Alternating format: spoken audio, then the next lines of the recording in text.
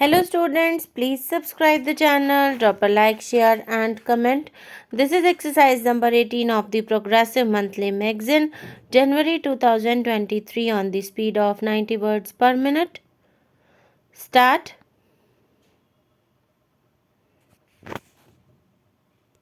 I am glad to know that Kerala has launched a massive decentralization drive to break this impasse.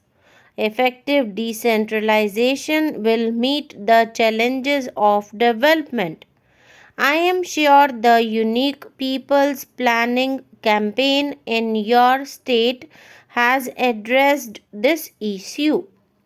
Increase in agricultural production and productivity by better use of local resources, halting environmental degradation through local action, improvement in delivery of services through local control, and higher investment in priority areas through reduced leakages and the mobilization of local resources are the fruits of decentralization.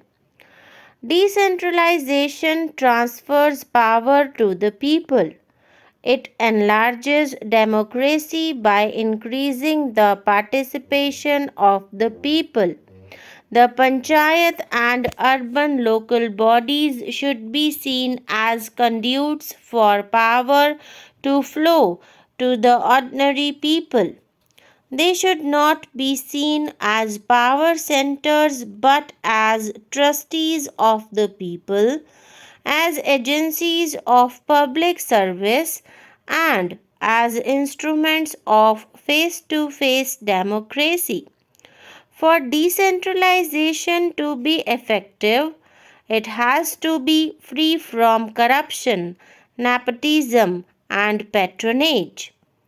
This can be done only if there is scope for genuine people's participation.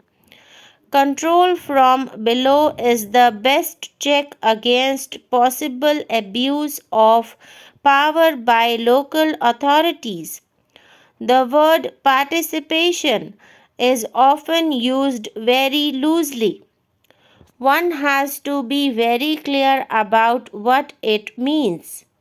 There can be pseudo participation where people are got together only for the sake of official record. There can be manipulative participation where people are collected for attainment of ulterior motives. Genuine participation involves not merely giving a voice or the freedom to air opinions, grievances, and demands. It involves the power of choice, that means people's right to decide what they want and their right to monitor the functioning of the government. The Gram Sabha, where all the electors get together, becomes a critical institution of democratic decentralization.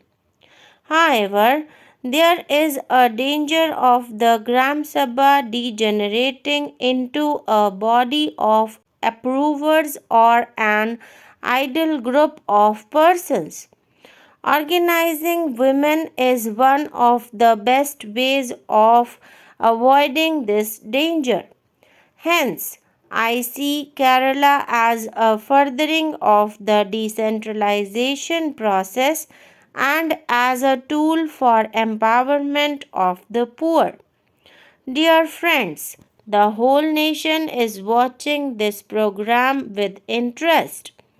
I assure my personal support and the support of the government in New Delhi to the success of this project and its possible use elsewhere.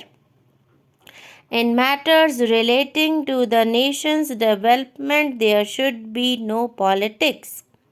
I consider it a privilege to be present on this important occasion. And I am not saying this in a manner of formality. As Prime Minister of the country, I am invited to attend many functions and inaugurate many programs. Each one of them is significant in its own way, having a bearing on the social and economic development of our country. But some programs carry a greater emotional content in them and give a deeper sense of personal satisfaction. This is because any degree of success in these programs directly transforms itself into smile on a child's face, happiness in a suffering family, and a sense of accomplishment in the community. Today's program is one of them. As I inaugurate the National Pilot Project for Early Intervention to prepare the mentally challenged persons to integrate with family and community, my heart is filled with a gratifying belief. It is the belief that here is a good deed where the government can indeed show that it has the ability to make a difference in the lives of the most neglected and marginalized section of our society. Independent India has seen many distortions in the development process, resulting in different kinds of inequalities in our society. These inequalities have pushed the poor and several other sections of our population to the margins of our national life. But when we look at the mentally challenged persons in our midst, and I am using the term mentally challenged deliberately as a more suitable substitute to the description mentally retarded, we find that they live on the margins of every section of society, including those that are themselves marginalized. Barring happy exception, mentally challenged persons live a life of exclusion as much in a rich community as in a poor community. With exclusion comes apathy and indifference and even callousness. This deepens the distress of those suffering from developmental disabilities.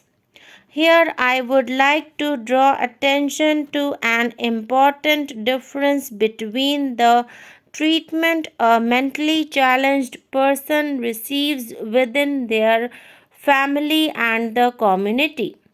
Family is still a strong institution in India, even though it is coming under many negative pressures, especially in cities and towns. Values such as love and care are still fairly deep rooted in the family structure.